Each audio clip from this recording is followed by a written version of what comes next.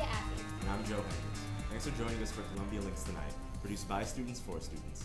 We begin tonight with a story about several young men who faced enormous hurdles in their lives but managed to overcome them to succeed. Joining us now with more of the story is reporter Christian Avalos. Christian, tell us more about these young men. It's hard being a young man in inner city Chicago. There are a lot of distractions and obstacles, from gangs to poverty, but I learned that teachers and mentors are helping young men find alternatives, and they're also helping them develop their talents.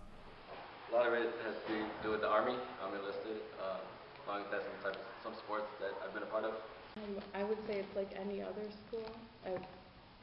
Students are motivated. I see students every day who get here early to do homework or to join a program or who actually care about their grades. My activism, and that has definitely given me a voice that most people do not have in our society and just in our student body. And basically that has basically been, the drive that has given me, or better yet, that's basically been the hobby that has given me the drive to basically do good in this world.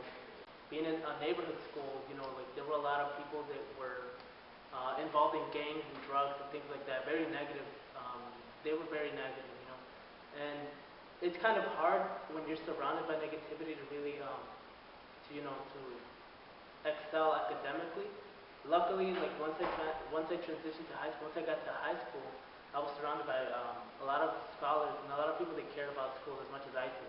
I think it's not that I would treat them differently, but I think you have to approach them differently and work with them in a different way.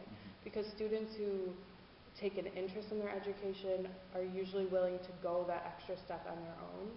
But students who don't take an interest, they need an extra push sometimes, an extra support, and maybe need to be taught or told a different way. Stories of teens taking and sending naked pictures of themselves with their phones have been all over the news in recent years. So why are teens sexting, and is it wrong? Reporter Vinkila Parker asked those questions in her Man on the Street story. Take a look.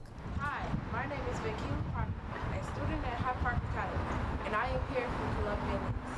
I walked around and asked people about their thoughts on teen sexting. So, how do you feel about teen sexting?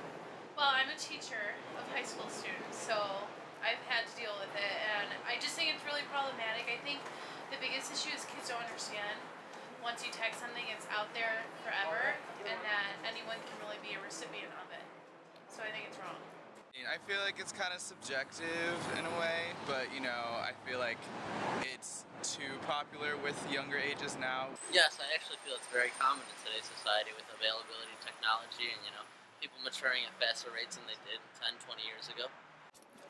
Under any circumstances, if your boyfriend asks you to send a sex to him, would you send it? Totally, absolutely. Yes, I would. Not anytime soon. I don't think I would do that. So. No. No. Why not? I don't want anyone seeing that picture that I wouldn't want to see it. So. How would you feel if he asked you? Well, we're talking about boyfriends, right? Yeah. Somebody that you're close to. Yeah. I feel like anyone that is going to be my boyfriend, I'm going to develop a relationship with them where I hope that they would feel comfortable talking to me about that kind of thing, and I'm going to be just as upfront with them about my sexual needs in our relationship. So if they ask me to send them a sex message, or if they sexted me, yeah, I'd totally sext them back. Yeah, I think it has to do a lot of having to do with the understanding of your relationship with another person and knowing you have this mutual respect for each other to know that this is a private thing as what you would do in the bedroom, so is this stuff on my phone. I would not feel good. If it was under certain circumstances, I might break up with him because I don't want someone asking me that. You shouldn't assume that all pictures you send will be private. Be careful about the pictures that you send. Back to you, Sofiya and Joe. Stories of black men and boys shot and killed by police dominated the news last year. Reporter Brandon Spencer takes a look at how young black men are coping in this story. Pull over. You can read more at columbialinks.org. We all have a story. And here at Columbia Links, my co-anchor, Sofiya, is one that may turn heads. What's your story about, Sofiya? Being a Muslim woman in America, I face many misconceptions, and my story is about Muslim girls and women who wear the headscarf and the misconceptions they face every day. Wow, I didn't know that. Thank you. I appreciate that. Some people think that charter schools are the answer to public education's problems. Reporter Joseph Van Orsby looked into charter schools and why they're becoming so popular. Sofiya and Joe, I checked out one of the top 10 performing charter high schools in Chicago. I learned that these schools are not for everyone. They require lots of self-discipline, focus, and determination. Charter schools have become more and more popular across the city of Chicago. Many people believe they are the answer to the underperforming CPS high schools. One of the top 10 performing non-selective high schools in Chicago is Noble Street College Prep, the founding campus of the Noble network of charter schools. At Noble, students earn demerits, which are like strikes, for misbehaviors like cursing, being disrespectful, or being off task. A certain amount of demerits equals a 3-hour detention Friday after school. Now who wants that? A student who wishes not to be identified told me that she chose Noble because she knew it would prepare her more for college than the traditional CPS school, and that the rules at Noble are too strict, but are, in fact, justified. On the other hand, charter schools have received a bad reputation by some people and organizations. The most known one is the Chicago Teachers Union. The union president, Karen Lewis, feels that charter schools take money away from CPS schools. Voice, a youth organization in Chicago, feels that charter schools take their discipline too far and just get rid of the bad students. Both Tim King, CEO and founder of Urban Prep Academies, and Tanya Milkey, co-founder and dean of students at Noble Street College Prep, say that the key to their school's success is the culture the schools have. However, Phil Jackson, founder and executive director of the Black Star Project, thinks that charter schools are not the answer for young black men in Chicago. He says that charter schools are able to remove young black men easier than CPS schools, and he thinks that all schools should create policies and programs that support and empower young black men to succeed in their educational system. For now, the debate between charter schools and CPS schools will continue to be one of the hot topics when it comes to education in Chicago. You can read more about this story on columbialinks.org. For Columbia Links Tonight, I'm Joseph Van Orsby. What are you? It's a question often asked by people who want to know their ethnicity. Reporter Alondra Lopez looks at ethnicities and expectations in her story. She joins us now with more. What did you learn, Alondra? Well, I learned that there's been an increase of biracial people in the United States since the last census. But teens are still feeling misconceived, left out, and flat out different. Working on this story taught me to respect differences and step out of the social norm.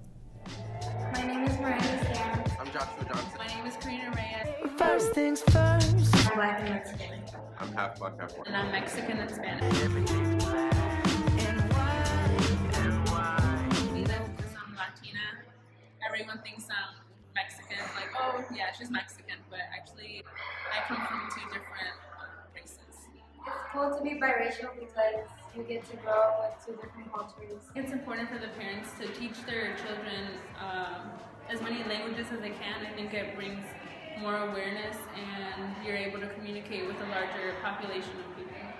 Just because we're like a combination of races doesn't mean we're any different. It's not really personal, it's just where you come from. I think it's important for an individual to be aware of the different cultures around you. When the police are questioning you, you'd be like, don't worry, I'm white. Thanks, Alondra. Now for some highlights from columbialinks.org. Hip-hop, comics, and peace circles are some things featured online. Bethany Stubbs joins us at the anchor desk. Bethany, what are some of your favorite stories? Some of my favorite stories are the comic story. Comics are cool and all. They're well portrayed. They're pretty much cool. Like, they're cool to look at. Kids love them. But if you really look deep into comics and try to understand them, women are portrayed negatively. Women are over-sexualized and always seem as they need a hero. One of my other favorite stories is the story about hip-hop. How hip-hop and fashion come together and build a partnership that builds modern society really well. We're excited to read them. What did you write about? I wrote about peace circles. Peace circles are circles that pretty much take the place of traditional discipline. Nobody wants to get suspended. Nobody wants to stay after school for 2 hours for detention. Nobody wants to be in there. So instead of just suspending teens and giving teens detentions and yelling at teens, we work teens out in peace circles. Are there schools that have this program? Yes, Finger High School, Lynn Bloom, Gwendolyn Brooks, we all use these type of methods instead of trying to suspend teens. We're excited to read about them. I'm excited to work with you guys. Thank you. That does it for this episode of Links Tonight. You can find all these stories and more at columbialinks.org. Thanks for joining us.